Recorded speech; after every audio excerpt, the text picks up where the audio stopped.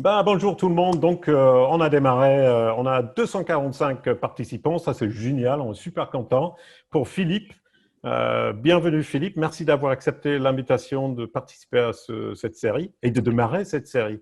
Merci à vous déjà pour m'avoir invité et pour me permettre d'inaugurer ce marathon marketing sur ce qui va se passer après le Covid-19. Oui, alors du coup, c'est pour ça que tu l'ouvres. En fait, deux raisons. Un, tu es génial. Deux, ta réponse a été vachement, tu as hyper réfléchi à qu'est-ce qu'on doit faire, comment on peut l'aborder. Et j'ai trouvé ton analyse super intéressant et tu vas nous faire la présentation et je suis sûr que ça va être une demi-heure de comment dire, où je vais ouvrir les yeux et voir comment je vais procéder à partir de maintenant. Je te présente un petit peu pour les gens qui ne S'il te te plaît, connaissent oui. pas. Ça doit être Tout le monde ne personne, mais connaît bon. pas. Euh, Créateur et la personne qui organise SearchWhy, événement à Paris et bientôt à Genève. Explique-nous. Oui, alors Searchway, c'est un événement que j'ai lancé donc il y a maintenant que j'ai lancé en 2018. C'était la deuxième édition cette année. Donc c'est un événement qui a pour particularité de rassembler pour moitié de conférenciers anglophones qui viennent du monde entier et qui sont des gens qu'on n'avait pas forcément l'habitude de voir dans les conférences en France. Et après, donc, un track francophone dans lequel on voit donc des conférenciers qui viennent faire des conférences avancées en matière de search marketing, mais bien intégrées dans un programme qui s'étend à tout ce qui est digital marketing. Il peut être associé dans du stratégie digital ou SEO et ou SIA. Et en plus, avec une exigence, c'est OK, on fait des choses avancées, mais on demande à nos intervenants d'être des bons évangélisateurs. Oui, super. En fait, ce que j'ai adoré, les deux éditions où je suis allé, le premier Disneyland, c'était quand même génial comme idée Disneyland. Deuxième, comment ça s'appelle, Bercy, génial aussi. Et ce que j'ai adoré, c'est cette approche, en fait, on n'est plus tellement dans le SEO pur, c'est plus du tout un silo, on s'ouvre dans le marketing digital de manière beaucoup plus générale, notamment sur le track anglais qui était très ouvert cette année, j'ai trouvé. En fait, je m'inspire beaucoup des conférences dans lesquelles je vais à l'étranger, dans lesquelles on est moins siloisé dans la présentation des choses qu'en France. C'est-à-dire qu'on a beaucoup plus de conférenciers qui sont très bons en marketing en général et qui donc savent intégrer leur réflexion dans des stratégies marketing plus larges, dans des actions multicanales. Et c'est toujours très, très intéressant. Et donc, c'est une dimension qu'il est intéressant évidemment d'aborder. Et ça fait venir des annonceurs. C'est-à-dire qu'au lieu d'avoir que des spécialistes du SEO et du SIA, on a des gens qui sont plus généralistes, des CMO, des gens qui sont des responsables des questions de trafic générique. Ouais, super. Et du coup, pourquoi Genève, en fait, mis à part que c'est francophone et que c'est pas la France? Pour des bonnes et des mauvaises raisons. Les bonnes raisons, c'est parce que c'était une opportunité donc, de faire ça à Genève. Non, en fait, j'ai toujours eu des contacts avec la communauté suisse. Et là-bas, il n'y a pas de vrais événements. Lorsqu'on est dans l'espace francophone, on va sur les Ouais. conférences à Paris, donc dans le canton de Vaud, dans le canton de Genève. Lorsqu'on est au contraire dans la partie germanophone, on va au SMX Munich, par exemple. Yeah. Et il n'y a pas de vrai événement à Genève. Donc là, je me suis dit, il y a quelque chose à faire. Il y a quelque chose à faire. Et c'est Ouais. tellement facile de décliner le concept, maintenant qu'il est rodé à Paris, de le faire à Genève, Mm. qu'on a décidé de se lancer. Par contre, c'est une conférence qui va ressembler à rien de ce qu'on a organisé pour le moment, parce qu'on pense au post-Covid-19. Donc, on se prépare à s'adapter à toutes les situations. Ah oui, c'est vrai, parce que si ça peut pas être offline, ça va être online et tu es C'est déjà ça. préparé Et pour que ça. c'est vrai pour les conférenciers qui peuvent très bien ne pas venir des États-Unis ou d'Ukraine, donc on ne sait pas. Et c'est vrai aussi, évidemment, pour les participants qui, pour certains, pourraient se retrouver en situation d'être confinés ou ne pas pouvoir se déplacer par peur du Covid-19. Ouais. OK, on a déjà une question, c'est est-ce qu'on a une date de prévue Alors pour Paris ou pour parce que on a une date pour pour les deux. Genève? C'était Kelly, parce elle est dans la Haute-Savoie, elle dit il n'y a pas grand-chose, c'est quoi la date? C'est le 13 octobre 2020. Parfait. Donc, du coup, personnellement, en fait, moi, je trouve SearchWise, c'est un des meilleurs événements. En fait, moi, je fais le tour du monde depuis 1 an et demi à faire des conférences partout dans le monde anglophone, Brighton, SMX Munich et Londres et SMX West, et SearchWise, et même PopCon. Et franchement, SearchWise, c'est un des meilleurs. Donc, félicitations. Je te laisse maintenant faire la présentation au lieu de discuter longuement de SearchWise. On démarre avec ça. Juste avant de démarrer ça, posez vos questions dans le chat. Je vais essayer de les choper en passant et on va y répondre à la fin. Peut-être Olivier va nous rejoindre pour répondre à quelques questions aussi. Et il y a un prix offert par SE Ranking, un Optimum Plan, 1 mois pour notre question préférée que Philippe va choisir parmi les questions qu'on va poser du public. Oui, alors, deux consignes en fait pour les gens qui posent des questions. Utilisez plutôt la fonctionnalité de Q&A, donc qui est située non pas sur la droite dans la partie chat, mais qui est vraiment faite pour poser des questions. Ça évitera qu'on arrive on aura du mal forcément à retrouver vos questions parmi tous les commentaires, donc c'est important que vous fassiez ça. Après, n'hésitez pas à les poser au fur et à mesure. Moi, j'ai préparé une présentation en 2 parties. On s'arrêtera au milieu pour déjà prendre une série de questions. Et puis, évidemment, on gardera du temps à la fin pour pouvoir faire ça. Ensuite, du coup, j'ai besoin de vos questions. J'ai besoin de vos questions parce que, par principe, j'ai fait une présentation un petit peu macro sur les problématiques autour du SEO du Covid-19 pour 2 raisons. D'abord, parce que j'ai envie de laisser du grain à moudre à mes petits camarades qui passent après, plutôt que d'essayer d'aborder tous les sujets. Et ensuite, c'est parce qu'il y a énormément de situations différentes donc, qui sont à analyser verticale par verticale. Et je pense que le plus concret, c'est de pouvoir répondre à vos questions précises sur votre contexte à vous, de manière à éventuellement, si c'est possible, de me permettre en fait de vous apporter des réponses vraiment faites pour votre cas à vous. Alors, je vais voir si j'arrive à partager l'écran. Ça va être la surprise qu'on n'a pas le temps de tester. En fait, jusqu'à maintenant, Philippe, ce qui me frappe, c'est qu'on voit très clairement qui organise les événements et qui ne les organise pas. Donc, je me mets sur l'écran 2. Je partage. Génial. Est-ce que vous voyez la première page? Moi, je vois que tu partages, mais je ne vois pas l'écran pour le moment. D'accord, ça prend du temps à chaque fois. Ah voilà, cool. Tiens. Bien, on a abordé l'agenda du webinaire, donc comme j'expliquais, on va couper ça en 2 parties. La première partie sera sur l'analyse de la situation. Je vous donnerai également quelques chiffres sur l'impact du Covid-19 sur donc tout ce qui est activité liée au SEO. Et dans un deuxième temps, on réfléchira à comment préparer la suite, notamment en termes de stratégie. Et c'est là où j'aurai besoin de vos questions et de vos réponses pour prendre ces quelques principes et les appliquer à des cas concrets. On a déjà présenté mon activité. Donc, je pilote un centre de formation qui organise aussi des événements, donc notamment SearchWise, donc l'événement de Genève étant le 13 octobre 2020. Et on a même la date de Paris, qui sera l'année prochaine, le 5 février 2021, au même endroit. Bien, alors, la première partie, je vais essayer de vous expliquer pourquoi, en ce moment, je constate énormément d'erreurs d'analyse. Donc là, c'est des choses que j'ai relevées en regardant comment les gens qui pilotent le search dans les entreprises dans lesquelles je joue le rôle Business Angel, comment est-ce que les gens se trompent en fait sur les analyses à cause d'un changement radical de contexte qu'ils ont du mal à mesurer et à cause de particularités de nos magnifiques outils SEO qui fonctionnent d'une certaine façon et qui sont extraordinairement influencés par le changement de contexte dans le trafic.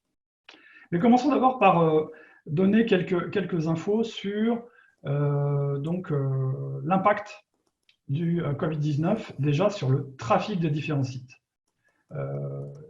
J'ai trouvé ce graphique sur le blog de Neil Patel qui donne une bonne idée de ce qui se passe dans pas mal de pays et notamment aux États-Unis, c'est-à-dire une situation assez différenciée dans laquelle on a un petit nombre de verticaux dans lequel le trafic est en hausse tout à fait sensible, donc les médias, la santé, la pharmacie, l'agroalimentaire et la finance, et pour tous les autres secteurs, un trafic en forte baisse.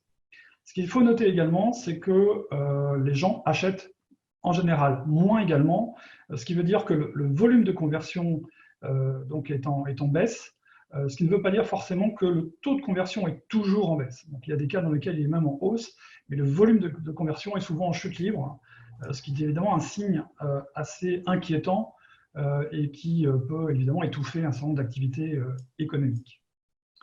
Bien, alors lorsqu'on regarde ce qui se passe sur des secteurs qui sont concrètement, directement impactés par le Covid-19 comme le tourisme, eh bien là c'est évidemment la catastrophe.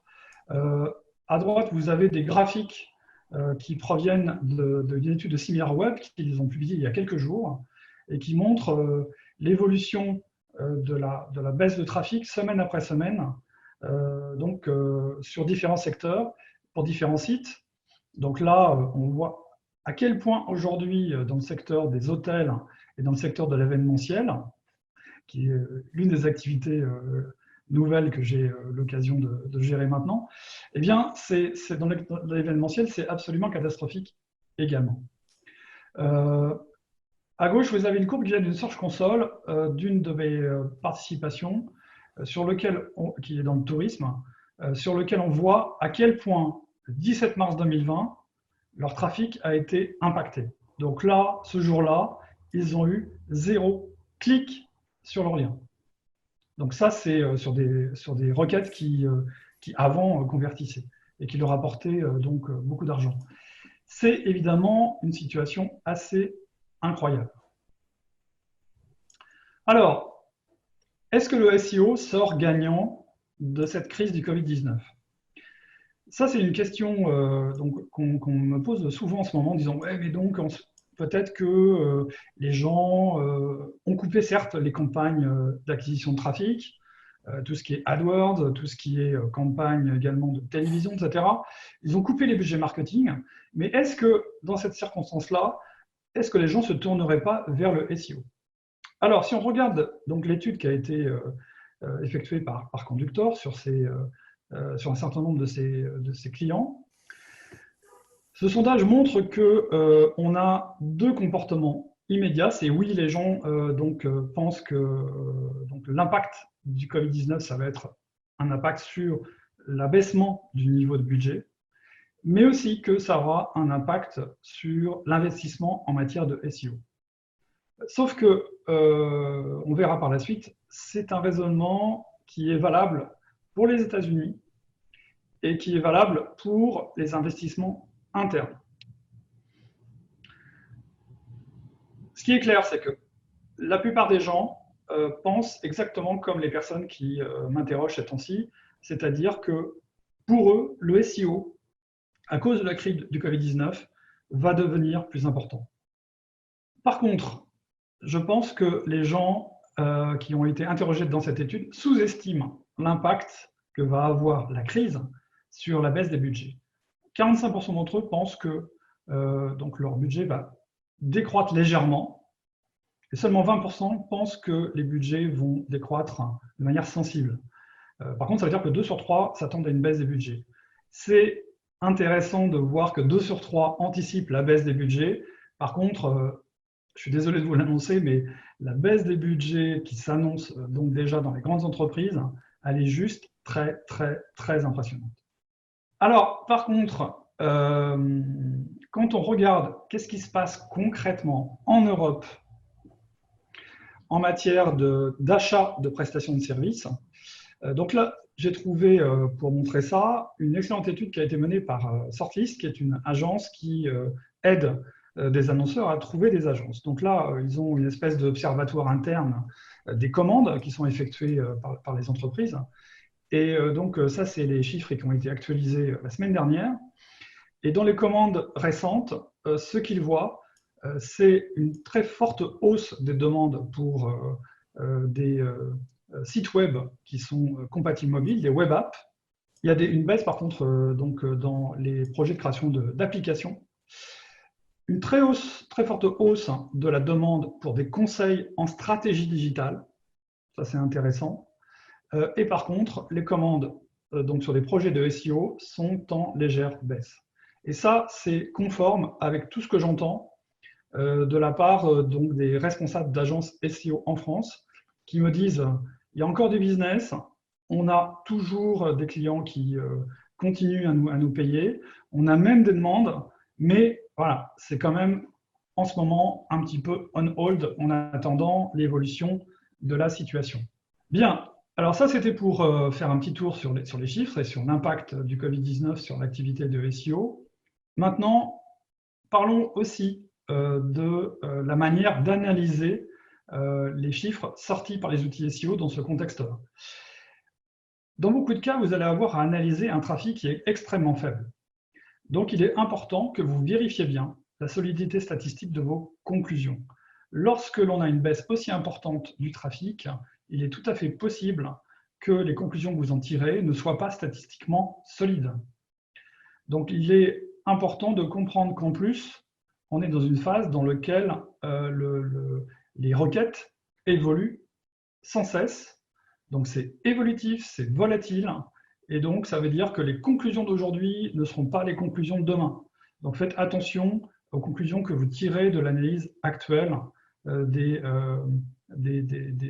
trafic et de ce qui sort des outils SEO. Surtout, ne comparez pas les chiffres globalement. La manière dont les gens cherchent sur Internet a tellement changé qu'il est impératif d'analyser comment ce trafic a changé dans le cas de votre site pour arriver à comprendre cette nouvelle manière dont le trafic que vous avez encore se constitue. Bien, alors, un gros avertissement aussi sur ce qui sort des outils SEO, notamment les outils qui mesurent la visibilité. Voilà un exemple que j'ai trouvé dans un des sites que je suis, avec en haut une estimation de trafic sortie par un outil SEO, et en bas, ce qui se passe en réalité au niveau des clics dans la Search Console.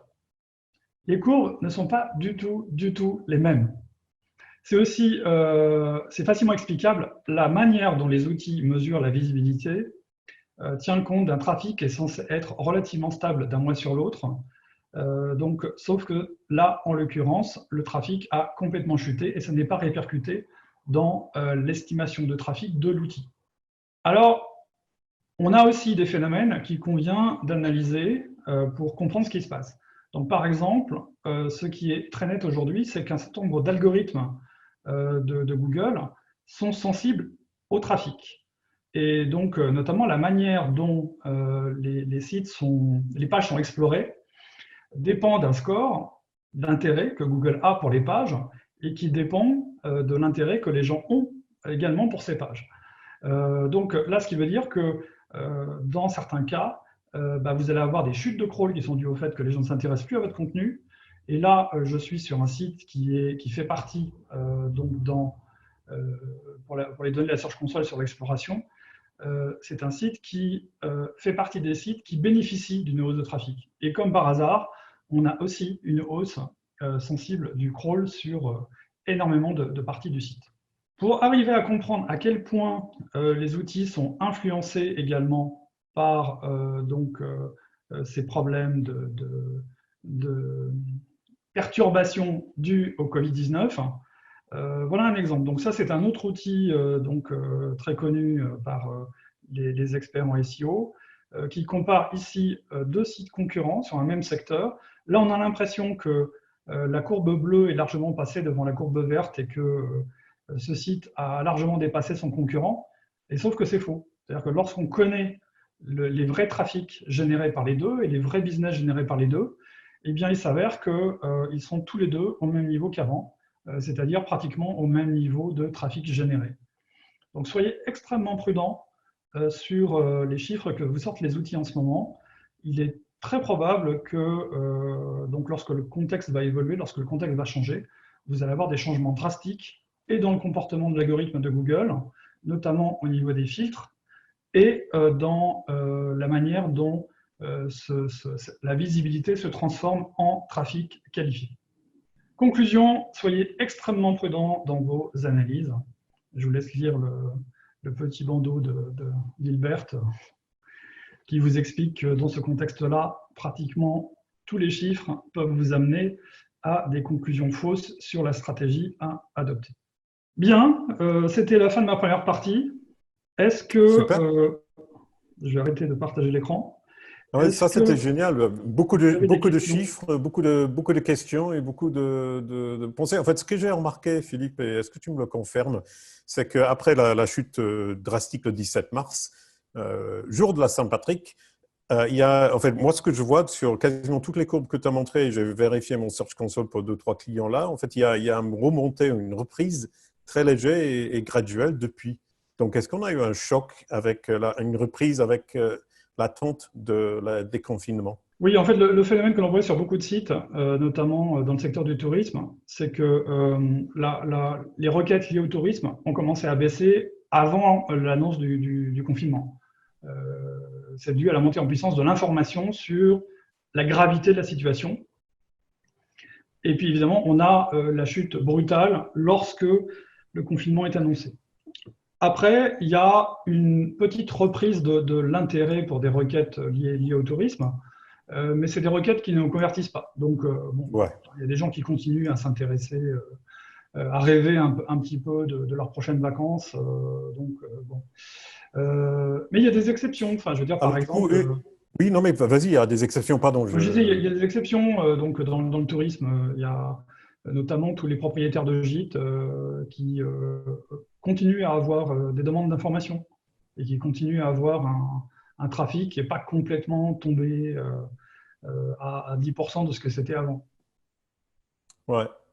En fait, oui, il y a, je pense, beaucoup de gens qui se renseignent aujourd'hui. Du coup, quelque part, en fait, pour moi, personnellement, là, je viens de me dire, en fait, si on est en haut du funnel, c'est le moment de créer ce contenu-là pour qu'on informe les gens pour le moment qu'ils prennent la décision.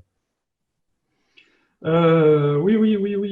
Alors après, attention, donc la difficulté, on va le voir après, c'est d'arriver à prédire quand tout ça va redémarrer et comment tout ça va redémarrer. Donc Ouais. prudence, prudence. Il y a déjà 19 questions qui ont été posées. On va voir s'il y en a certaines.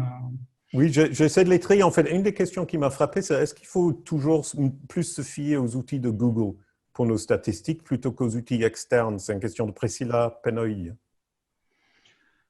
Alors, les outils de Google sont les seuls parfois à nous donner des informations de première main sur la façon dont les choses sont mesurées par Google, chez Google. Donc ça veut dire qu'il est indispensable de se pencher notamment sur les données de trafic et de clics fournies par Google. Est-ce que ces données sont parfaites? Non, elles contiennent des biais. Elles sont donc pas forcément exactement parcellaires, mais incomplètes. Donc ce qui veut dire que dans l'absolu, les chiffres absolus donnés par les outils de Google ne sont pas des chiffres dans lesquels on peut avoir une confiance à 100%.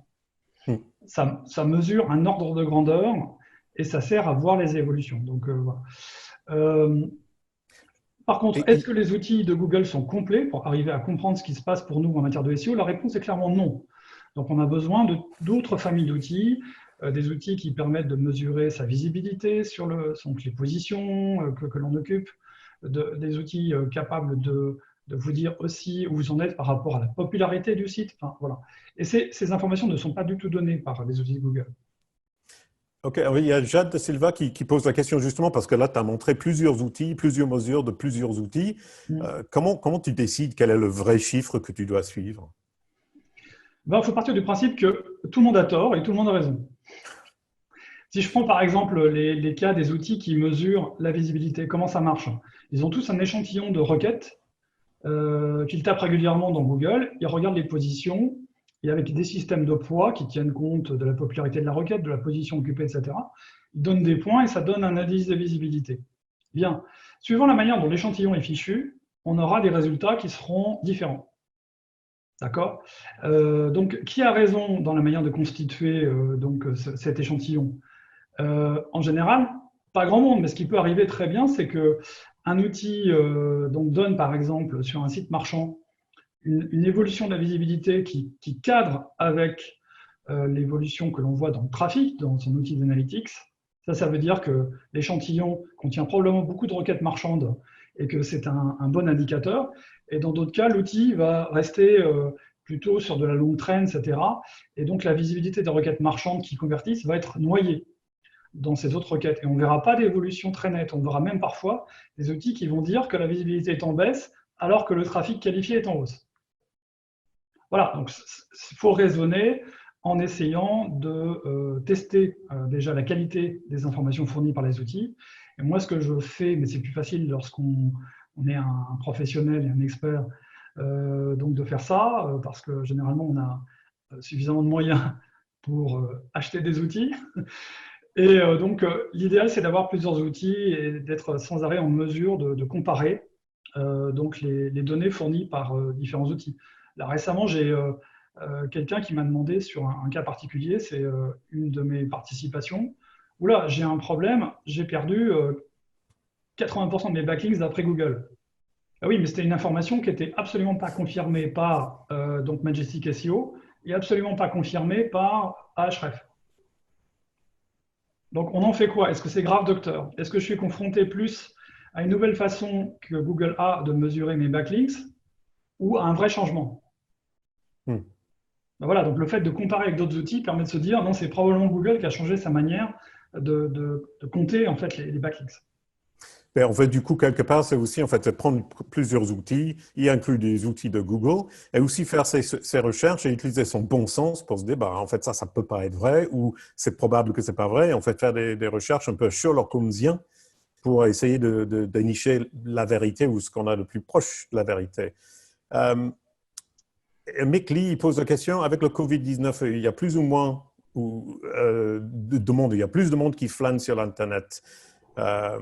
Est-ce que ça doit nous faire adapter notre stratégie SEO? En fait, je pense que ça revient un petit peu à cette idée. Les gens, ils se baladent, ils regardent, ils se renseignent. Donc, est-ce qu'on pourrait imaginer peut-être aller plus haut de funnel aujourd'hui ou est-ce qu'il faut toujours qu'on se focalise sur les mots-clés qui convertissent? Je pense qu'on peut absolument tirer aucune conclusion sur l'avenir à partir du comportement qu'on a en ce moment. OK. Je pense que tout peut arriver, du retour à des comportements antérieurs, à des changements radicaux, et des changements radicaux qui peuvent être très différents du comportement que l'on a dans le cours de ce confinement. Enfin, il faut être extrêmement prudent dans les prédictions qu'on fait. Ben, en fait, on est dans une situation complètement inédite pour dire le moindre. C'est que les comportements ces 2-3 dernières semaines sont complètement différents de tout ce qu'on a vu avant. Ça se stabilise entre guillemets, mais ça va jamais être pareil qu'avant. Donc, du coup, quelque part, il faut s'adapter. Mais il faut s'adapter à ce qui se passe et non pas à ce qu'on pense va se passer. Ce qui me mène à une nouvelle question, c'est est-ce que c'est une opportunité pour les petits acteurs de prendre leur place ou est-ce que ça va l'être négatif? Alors, nous ne sommes plus en 2000.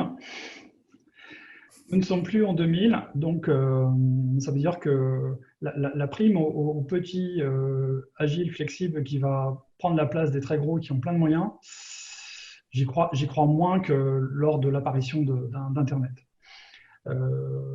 Mais ça reste possible. C'est-à-dire que ce qui est clair aujourd'hui, c'est que dans des secteurs qui sont en voie de digitalisation, par exemple, des nouveaux acteurs, par contre, qui attaquent d'emblée sur des services 100% digitalisés, risquent d'aller plus vite dans la pénétration d'un marché qui est en attente de ce genre de service que des poids lourds qui seront encore dans 1 an et demi, dans 2 ans, à essayer de digitaliser des services qui n'étaient pas avant. Donc ça, c'est possible. OK. Alors, juste une question, retour sur les outils, je suis dessus. Julien Gaëry, il pose une question. En fait, Google a annoncé une nouvelle certification SEO. À l'issue de celui-ci, nous aurions accès à un outil de suivi de position gratuit similaire à Ahrefs. Avez-vous des infos à ce sujet? Moi, je n'ai jamais entendu. Donc, Alors oui, mais ça c'était une nouvelle que Olivier Andrieux a diffusée. Il faut remarquer que cette nouvelle a été diffusée un 1er avril. Ah, encore un poisson d'avril. Mais il fait ça tous les ans, Olivier. Il faut faire super attention. Il fait ça tous les ans et il fait ça d'une manière tellement bien faite que même si c'est hyper gros, tout le monde y croit. OK, très bien. Bah, désolé Julien de t'avoir annoncé ça. Je n'avais pas vu ce poisson d'avril, donc je n'étais pas au courant. C'est un poisson d'avril, donc il n'y a pas de certification SEO prévue chez Google. À chaque fois quelqu'un émet cette idée en interne, ce qui arrive une fois par trimestre, à chaque fois, il se fait bâcher immédiatement en disant que non, il n'en est pas question. Et donc, le projet est rangé immédiatement dans les tiroirs de la firme de Mountain View. Bah, Pascal, pour revenir au sujet, Pascal Zingong a posé en fait plus ou moins la même question que j'avais évoquée tout à l'heure. En fait, on voit une reprise petit à petit. On a le déconfinement qui va, a priori, se passer le 11 mai. Euh, Est-ce que toi, et là c'est ton opinion, toi tu dis on ne sait pas, donc il faut faire au fur et à mesure et voir ce qui se passe, mais est-ce que ça va réexploser le 11? Ou est-ce qu'en fait en Chine, par exemple, ils disent plus personne ne va dans les magasins, ils sont obligés de donner des bons d'achat qui sont utilisables que dans les centres commerciaux pour obliger les gens à ressortir pour acheter. On va avoir une situation où les gens n'iront ou iront moins dans les boutiques, donc peut-être plus de business online. De toute façon, il y a énormément de facteurs qui vont pousser les gens à changer de mode de consommation, qui vont changer de priorité aussi dans leur consommation. Et on ne peut pas prédire à quel point. Donc d'ailleurs, par rapport à ça, ce que je vous propose, c'est de reprendre en fait le cours de la Oui, présentation pour justement aborder ces aspects-là. Et après, on reprendra le fil de toutes les questions. ok, Alors déjà, super, premier merci. point, est-ce que vous voyez mon écran et avec le slide de comment limiter la casse? Là, non, tout de Là, suite. non. Je repartage l'écran, parce que ça a sauté. Donc, du coup, moi, je vais faire, pendant que tu parles, je vais essayer de faire un tri des questions pour qu'on reprenne encore mieux. Oui. Vas-y. Bien, comment est-ce qu'on peut limiter la casse en ce moment? Alors, concernant le trafic qualifié, ce que j'appelle le trafic qualifié, c'est du trafic qui est susceptible de convertir, des gens qui sont susceptibles de cliquer sur vos pubs si vous avez un modèle publicitaire, des gens qui sont susceptibles de devenir des leads si vous avez ce genre de modèle. Donc là, en ce moment, si les consommateurs ne s'intéressent plus à vos produits, vous pourrez essayer de faire tout ce que vous voulez, vous êtes littéralement impuissant parce qu'on est à des niveaux de désintérêt qui sont massifs pour des secteurs de consommation. Et même des budgets délirants en campagne télé n'auront pas d'impact suffisant. Donc là, donc qu'est-ce qu'on peut faire en ce moment quand le trafic se raréfie? Eh bien, ce qui est recommandé, c'est déjà de travailler tout ce qui est amélioration de la conversion, avec deux axes essentiels de travail qui sont donc l'optimisation du taux de conversion, le conversion rate optimization.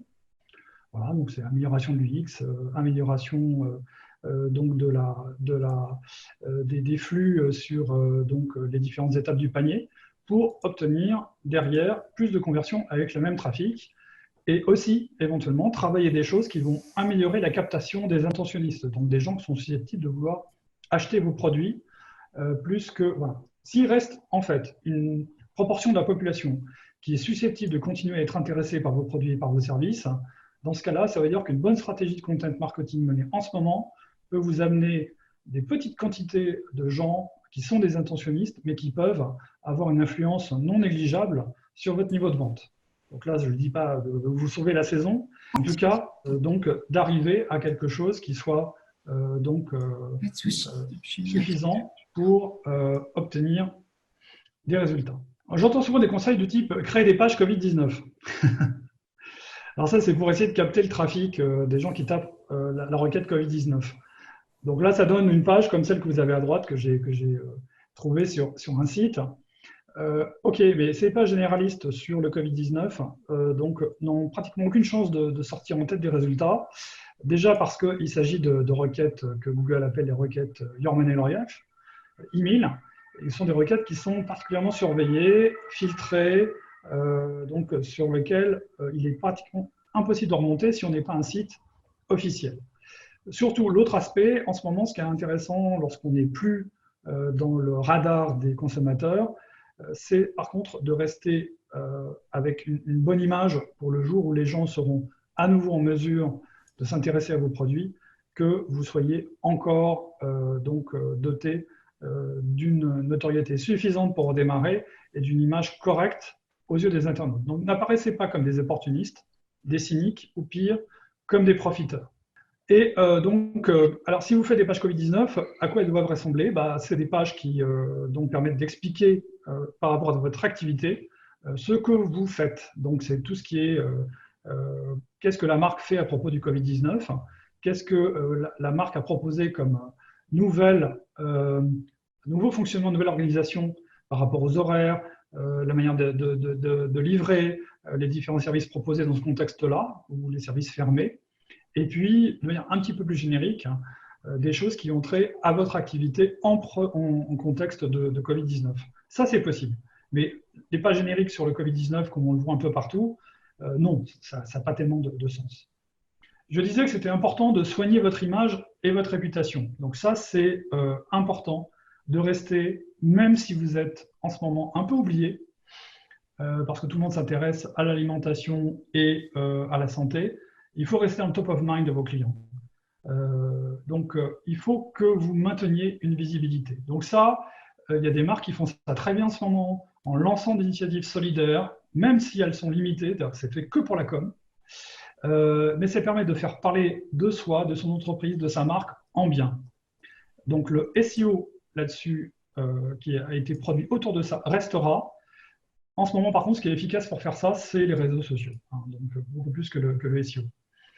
Communiquez donc sur vos bonnes actions, gardez le contact avec vos clients, avec des emailing, avec vos réseaux sociaux, mais toujours pensez qu'on est dans un contexte différent et que les messages doivent être également adaptés à la situation. Et surtout, soyez exemplaires. Donc en ce moment, je sais qu'il y a pas mal d'entreprises qui commencent à rentrer dans la facilité. Par exemple, les gens qui sont en situation de faux chômage partiel, le jour où ça c'est, je suis désolé, ça va finir par être quelque chose qui peut être perçu de manière extrêmement défavorable par vos consommateurs et vous pouvez avoir un problème d'irréputation à régler à l'issue de cette période.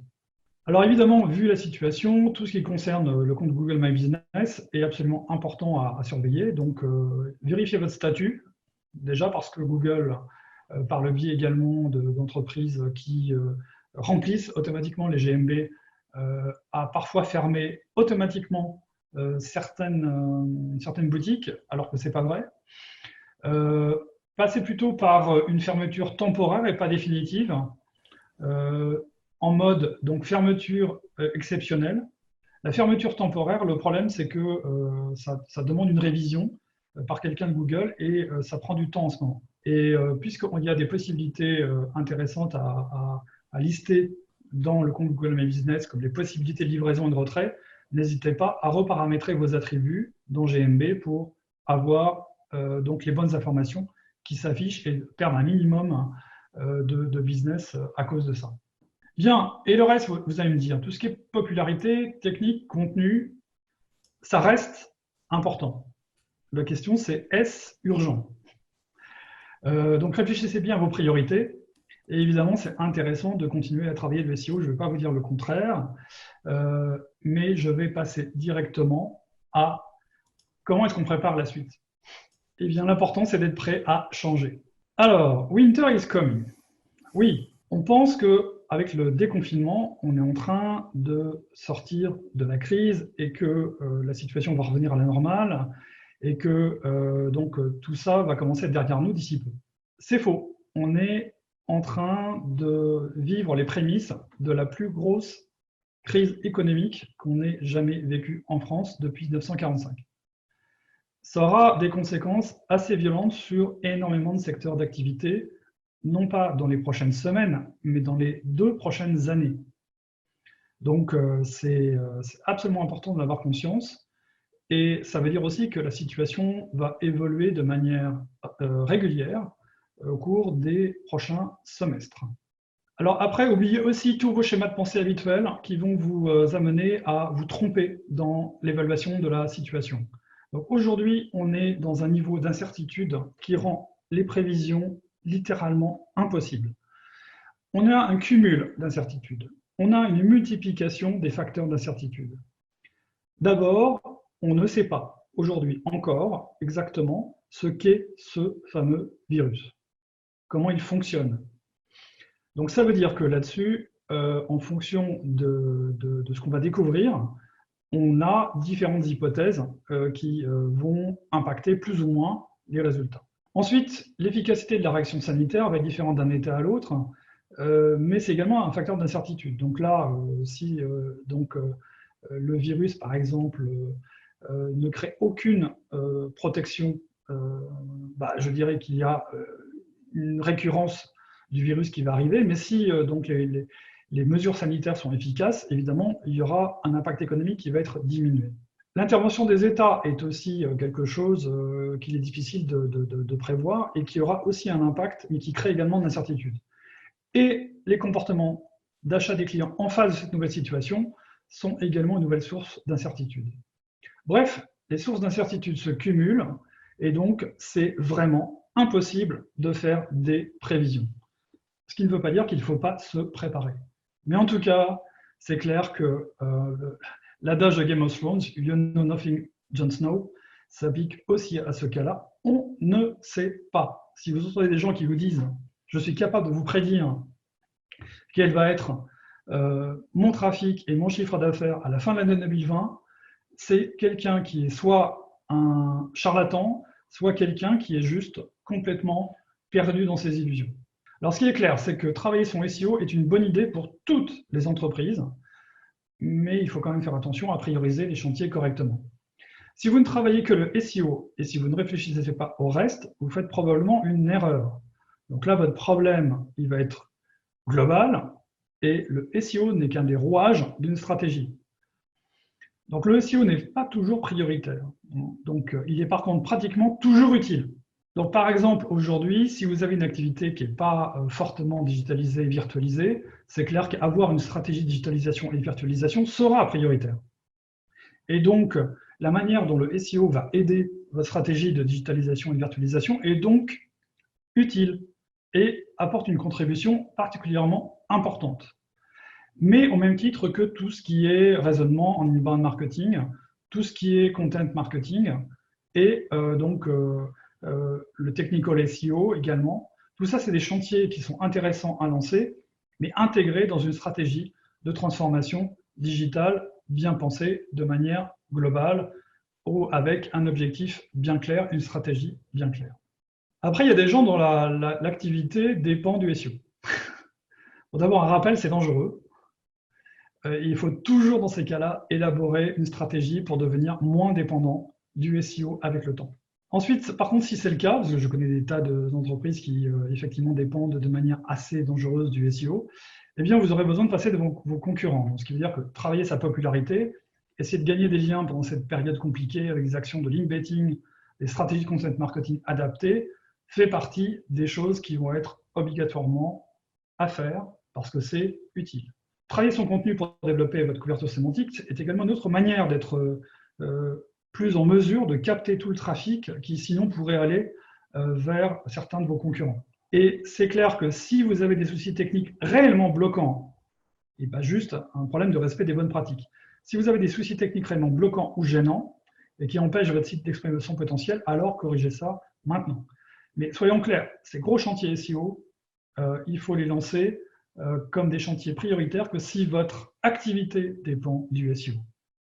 Dans les autres cas, intégrez l'optimisation SEO dans votre stratégie et dans les autres chantiers, tout ce qui est UX, tout ce qui est contenu, tout ce qui est marketing, les performances, le lancement de nouveaux services. Mais n'oubliez pas, votre bande passante est forcément limitée et donc ça veut dire qu'il faut mettre les bons moyens aux bons endroits. Alors, un rappel, donc on parlait de nouvelles stratégies de digitalisation. Eh bien, il y a plusieurs évolutions fortes qui peuvent apparaître, notamment demain avoir vertical par vertical beaucoup plus d'achats en ligne, beaucoup plus de livraison plutôt que d'achats en magasin, mais aussi du drive to store, et donc les drives sont en explosion en ce moment, plus de services virtualisés aussi, avec l'apparition de nouveaux services virtualisés, de la signature électronique un peu partout, donc là c'est clair que moi j'y suis passé, la signature électronique pour tous les contrats, c'est magique. Plus de blockchain, et puis évidemment aussi, le télétravail peut être quelque chose qui va révolutionner également les modes de fonctionnement, mais aussi les modes de consommation. Bref, essayez de vous préparer à différents scénarios en essayant de planifier des réponses. Alors planifier des réponses, c'est-à-dire faire des plans, et ce qu'il faut savoir, c'est que l'important, c'est de faire cet effort de planification. Ok, je connais l'objection qui est de dire que les plans, ça ne sert jamais à rien. C'est vrai, le jour où on a besoin d'utiliser le plan, il s'avère que le contexte ne permet pas vraiment au plan d'être appliqué. Par contre, planifier, ça sert à se préparer. Et donc, du coup, quand on est préparé, on a des outils, on a des solutions qui sont disponibles et qui sont applicables à ces contextes nouveaux. Et c'est ça, qui est intéressant de faire en ce moment. Par exemple, si votre objectif, si vous attendez donc une reprise de votre activité à peu près de manière normale, eh bien c'est clair qu'il faut intégrer toutes vos actions SEO dans un plan de com marketing adapté à cette reprise. Si vous vous dites non, il va falloir que je pivote et que je lance de nouvelles activités, ou je change même carrément mon business model, dans ce cas-là, ça veut dire changer ses sites, changer son contenu, créer de nouvelles applications. Et donc, ça veut dire là-dessus, évidemment, toute une stratégie digitale différente avec un SEO adapté à cette nouvelle situation. Et puis, on peut être sur des plans de digitalisation qui, là aussi, nécessitent la création de nouveaux sites, de nouvelles pages web, de nouvelles web applications, et donc, à nouveau, d'intégrer le SEO dans cette activité. Donc, c'est important, voilà, non pas aujourd'hui de se dire il vaut mieux faire ci, il vaut mieux faire ça, c'est d'imaginer différents plans pour les différentes hypothèses dans la sortie de crise et grâce à ça, d'être en mesure de basculer très rapidement sur l'application d'un plan qui va être adapté au véritable contexte qui va apparaître dans les prochains mois. Donc cette flexibilité est absolument essentielle. Voilà, c'était ce que je voulais vous dire de manière un petit peu macro. Et puis maintenant, on va prendre donc vos différentes questions. Super. En fait, moi j'aimerais juste dire un mot avant de continuer. C'est le mot flexible. Et j'adore ça. En fait, c'était un super moyen de finir. C'est oui, on peut faire un plan, mais il faut rester flexible. Si on reste flexible, on va pouvoir s'adapter au monde qui s'ouvre au déconfinement, qui va être très intéressant. Mais en fait, sur l'ensemble, on a eu pas mal de questions sur, en fait, notamment, je pense à un qui m'a été envoyé en dehors du Q&A. C'est quelqu'un qui veut ressortir sur les moteurs de recherche sur un produit, masque de protection contre le Covid, etc., où je pense que la personne n'est pas forcément pertinente. Est-ce que c'est une bonne idée? Est-ce que c'est une stratégie? En fait, toi, tu avais l'air de dire non. En fait, se positionner sur des mots, surtout sur le médical. Alors, excusez-moi, je ne t'ai pas entendu donc pendant la moitié de la question, donc si tu peux me la répéter. La question, en fait, c'était autour de est-ce qu'aujourd'hui, j'ai envie de me positionner sur des produits Covid-19? Moi, ce que j'entends, c'est justement se positionner sur des mots-clés où on n'est pas pertinent. Est-ce que tu as parlé de ça en disant, en fait, ne te positionne pas sur des choses où tu n'es pas pertinent et surtout pas dans le médical et notamment dans le Covid-19 où tout le monde veille et ta réputation est en jeu. Oui, enfin, ça me paraît très compliqué. Donc, déjà, ça veut dire qu'on est en mesure de vendre des produits ou des services liés au Covid-19. Des sociétés sont en mesure de faire ça, mais très très peu finalement, c'est une minorité. Donc la plupart seront juste des sociétés opportunistes. Et donc là, oui, effectivement, c'est dangereux pour l'image. Donc si on est sur des actions qui apparaissent comme des actions de solidarité, des actions de soutien, des actions pour faciliter la vie des confinés, par exemple, donc là, tout va bien. Mais si on passe pour des profiteurs, donc là, attention au problème d'image que ça pose. Ouais. Du coup, là, il y a également une question sur les Google Ads se positionner sur le coronavirus ou le Covid-19. Mauvaise idée. Tu disais, donc j'ai pas une fois de plus. Il y a aussi les questions sur Google Ads, les règles de Google Ads sur les mots-clés autour du Covid-19. Oui. Non seulement il y a des règles, mais c'est une mauvaise idée si on ne peut pas être pertinent. Oui, tout à fait. Non, c'est compliqué, c'est hyper réglementé. Et là-bas, en fait, tu connais les règles ou pas? Parce que tu les non, je ne les connais connais pas par cœur, mais je sais qu'elles ont été renforcées. Et donc, concrètement, là, c'est pareil. Lorsque l'on cherche à se positionner sur ces requêtes-là et qu'on n'est pas légitime, c'est des manières de se faire couper son compte. Hein. Donc, soyons encore une fois extrêmement prudents. C'est tentant de récupérer du trafic là où il y en a, mais c'est très, très risqué. Moi, je voulais vraiment faire ressortir cette idée de garder sa réputation en main, parce qu'aujourd'hui, on peut bénéficier de beaucoup de trafic, mais qui ne valent rien par la suite. C'est important. On passe à une question de Caroline Lesgourges, qui parle en fait, elle a lancé son activité en ligne au début du confinement pour conseiller à distance les personnes qui souhaitent dessiner ou créer chez elles. Une belle façon de c'est ma question. Comment m'adapter pour le SEO aujourd'hui avec des gens qui se disent, je vais placer mon business ou mes services online. Comment je m'adapte en SEO? Là, comme d'habitude, il n'y a pas de vraiment de spécificités liées au Covid-19 pour un lancement d'activités purement digitalisées. Donc là, ça veut dire que la vraie question, c'est comme elle commence, c'est comment se construire une popularité. Donc là, ça veut dire faire beaucoup d'actions pour déjà développer sa popularité sur le web. Et donc aujourd'hui, ça, on peut le faire avec du contenu attractif, elle en a. Donc on peut le faire aussi grâce à son réseau, et on peut le faire également par de la création de contenu avec une stratégie de content marketing permettant de faire découvrir son service à des gens qui ne le connaissent pas et qui le découvrent par des recherches. Donc ça, c'est évidemment un point. Mais il n'y a rien de spécifique au contexte actuel, sauf le fait que il y a un certain nombre de canaux qui ne fonctionnent plus, qui ne sont plus à notre disposition. Mais ce que j'entends vraiment en fait dans ce que tu dis, c'est en marketing, c'est juste sur la plateforme digitale. Donc en fait, on fait des choses logiques de marketing où on essaie d'attirer une audience qui s'intéresse à nos produits et puis les convertir en clients. C'est plus ou moins ça. Oui. Donc là, ce qui est clair, c'est que il n'y a pas d'astuce en ce moment, je dirais SEO, qui permettent d'avoir un impact réel sur la diminution des effets du Covid-19. Non. C'est vraiment des stratégies marketing digital intelligentes, malines, adaptées, qui produisent en réalité un minimum d'effets. Et ça travaille pour la suite aussi. On sera en situation de crise. Et donc, ça veut dire que, je dirais, les clients seront des denrées rares. Et il va falloir être particulièrement plus malin que d'habitude dans la manière d'amener ces clients chez soi et donc de les transformer en véritables acheteurs. Parfait. On a une autre question beaucoup plus spécifique. Anonymous Attendee, qui est un nom étrange. Dans une société d'engineering, le fait de proposer nos services sur un second secteur d'activité nécessite-t-il un nouveau site web spécialisé sur ce secteur du style stratégie de marque? Oula, ça dépend. Rien à voir. Donc là, il faut analyser la situation. Donc, c'est possible, mais donc tout dépend de la taille des secteurs, des activités dont on parle. Tout dépend à quel point on parle de choses qui sont très différentes sur des univers différents ou pas. Donc là c'est des cas qui s'analysent dans le détail, et il y aura deux réponses totalement différentes en fonction des deux contextes. Donc, en fait, là le métier de consultant SEO, consultant en stratégie marketing digital, reste d'actualité. On a toujours besoin de poser la question à un professionnel sur chaque cas spécifique parce qu'il n'y a pas de règle générale.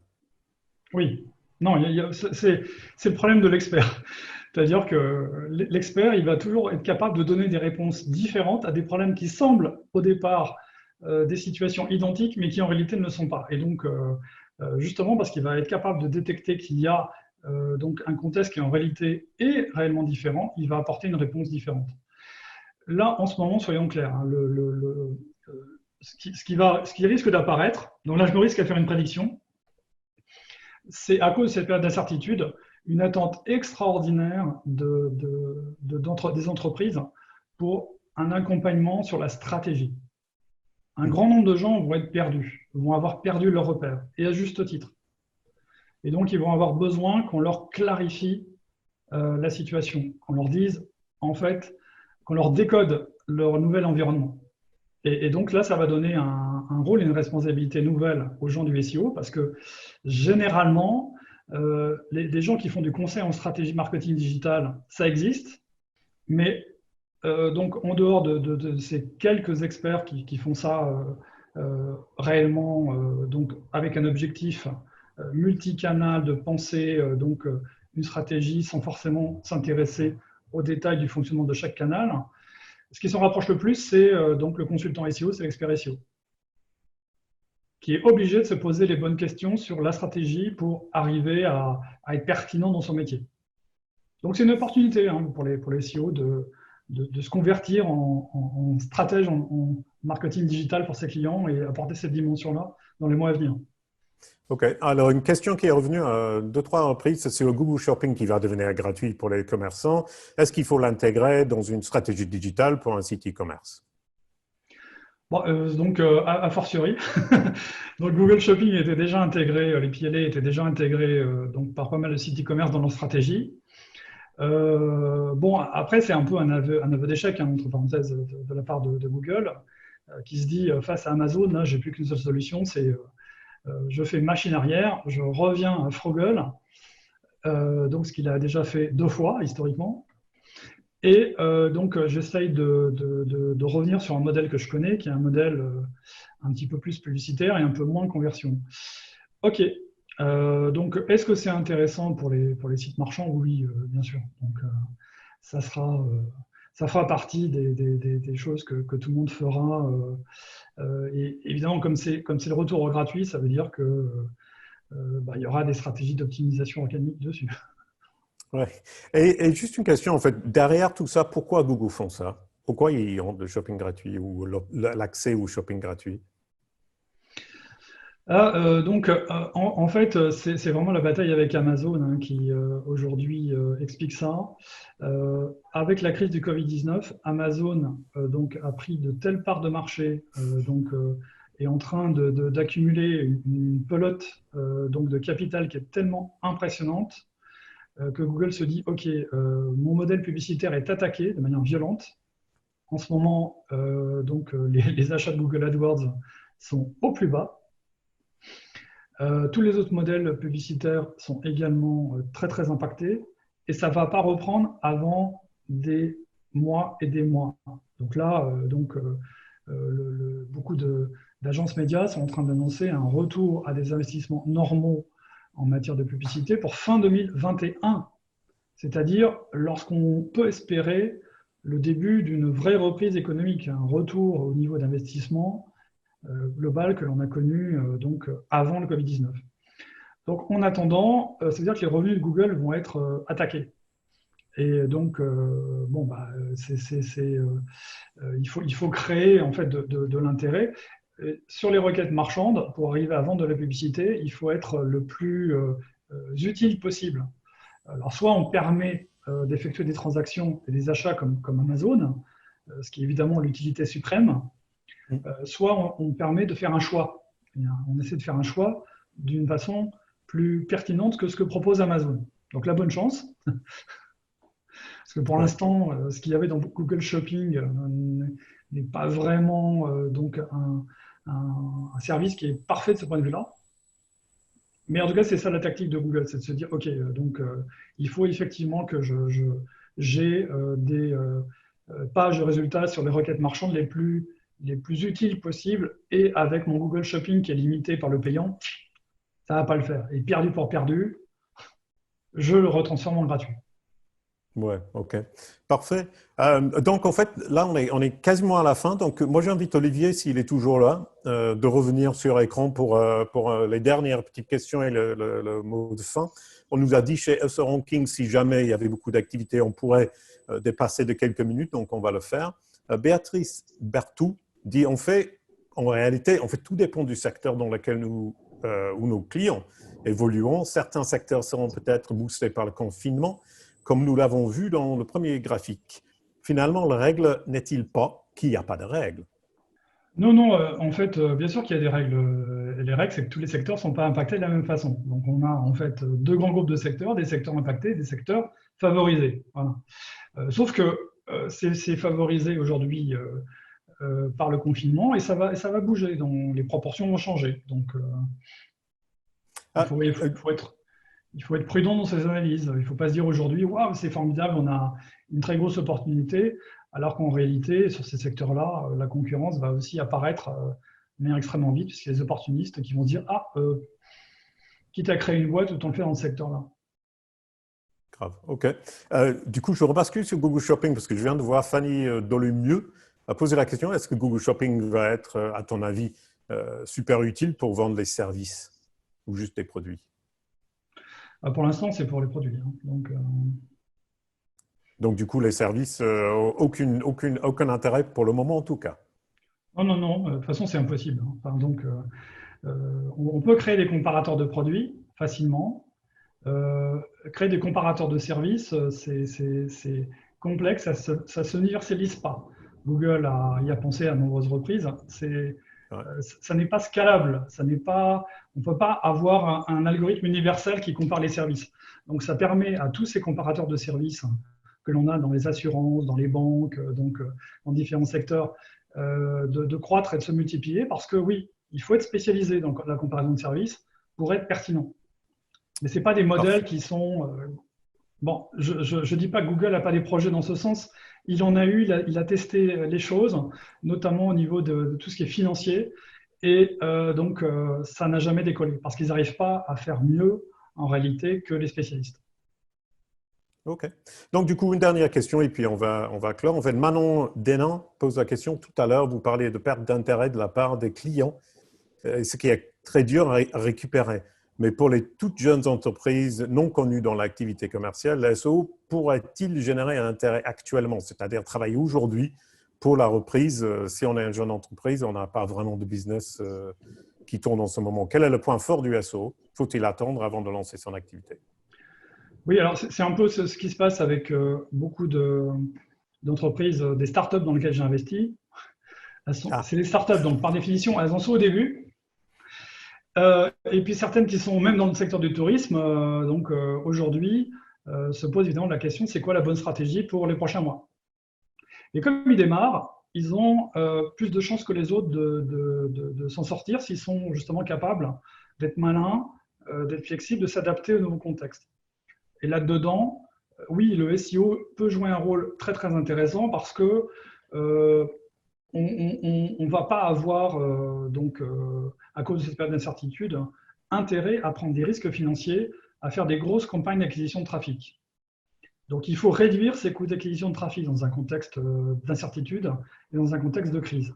Et pour ça, tout ce qui est inbound marketing, content marketing et évidemment le SEO est lié à tout ça, eh bien ça sert à capter ce trafic avec un coût d'acquisition donc extrêmement faible sur le long terme, quelque chose de durable.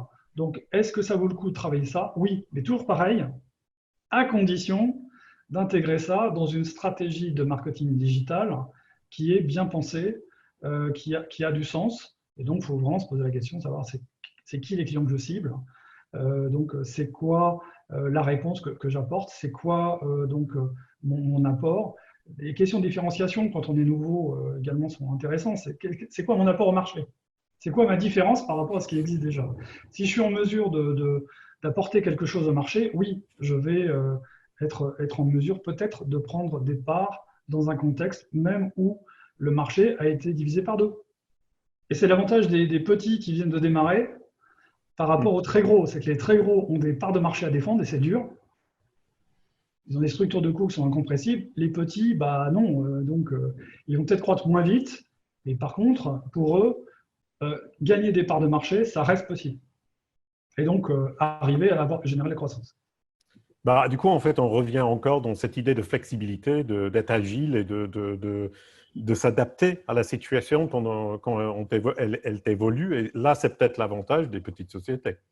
Du coup, merci beaucoup, Philippe. Ah, sauf si tu as vu une autre question auquel tu Ouais, veux j'ai eu une autre répondre. question intéressante parce que J'ai vu tes effectivement, yeux. ça m'amène Ils- à parler d'un point qui me paraît important. Est-ce que la crise du Covid va forcer les marques à se diriger vers une création de contenu différente ou plus centrée vers les internautes? Ah oui. La réponse est oui. C'est-à-dire que je pense que euh, les marques vont être obligées de se mettre au vrai content marketing. C'est-à-dire, c'est plus possible dans un contexte de crise d'être inefficace avec de la création de contenu. Tout le monde va se battre pour arriver à choper des clients avec des méthodes d'inbound marketing, en essayant d'éviter de payer son acquisition de trafic. Et donc pour ça, il faut être plus malin que le concurrent.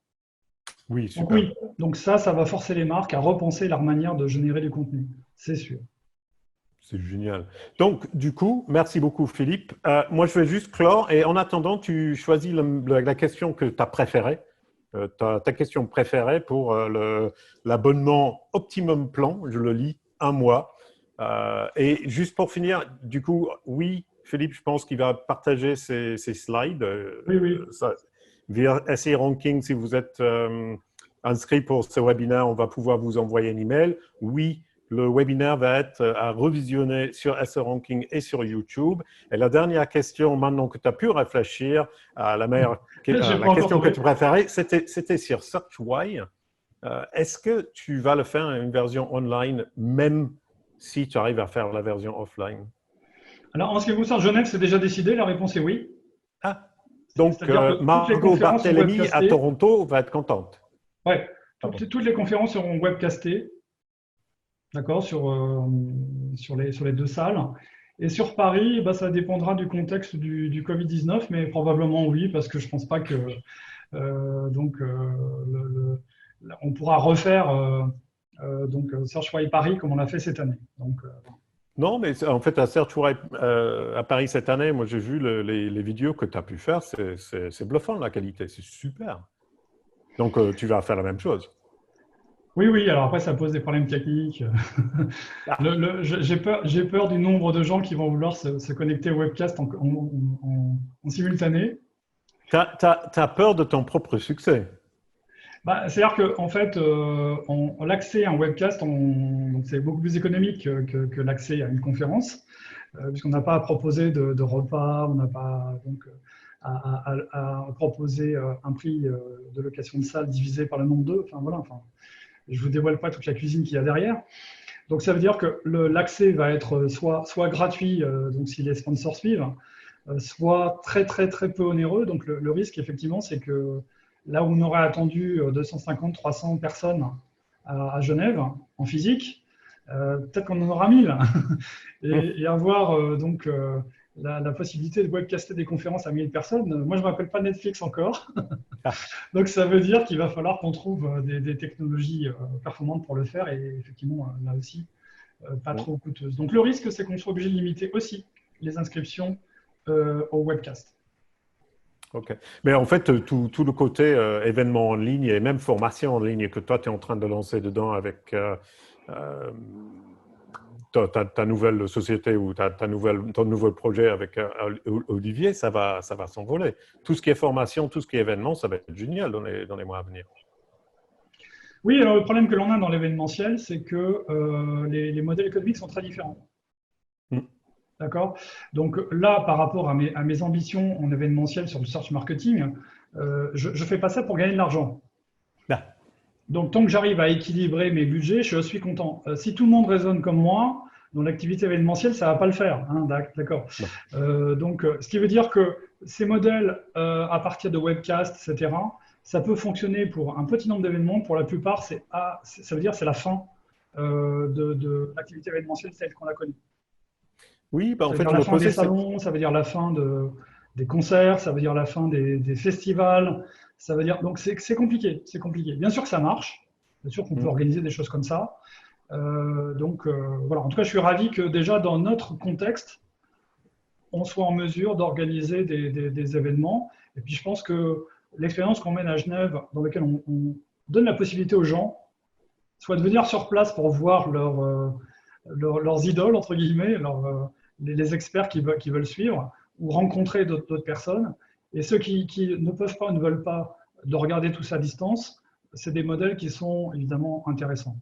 Donc, tant mieux si on peut le faire.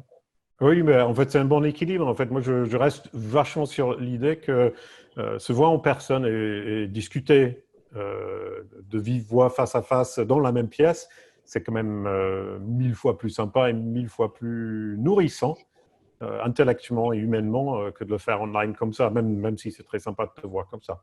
Donc, du coup, la question favorite de la… C'est la dernière que j'ai prise sur le contenu, voilà, donc celle de Maxence. Parce que je pense qu'effectivement, les meilleures questions sont celles qui amènent effectivement un intervenant à se compléter. Donc voilà, je ne vais pas parler de cet aspect-là, c'est important. Oui, la manière d'analyser le contenu est en train de changer forcément. Et on est obligé de basculer sur le contenu critique. Donc c'est Maxence. Parfait, absolument génial. Merci beaucoup, Philippe. C'était absolument parfait. Super démarrage au marathon de SEO Ranking.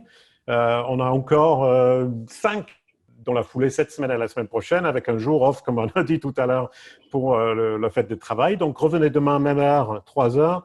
Après-demain, même heure, 3 heures. Olivier Andreu pour la semaine prochaine dans la e-commerce. Et le dernier, c'était Sébastien Monet avec Sandrine Bertrand. Voilà. Donc, parfait. Merci beaucoup. Je vous dis tous au revoir. Merci. Bonne fin de journée à tous. À bientôt. Bye.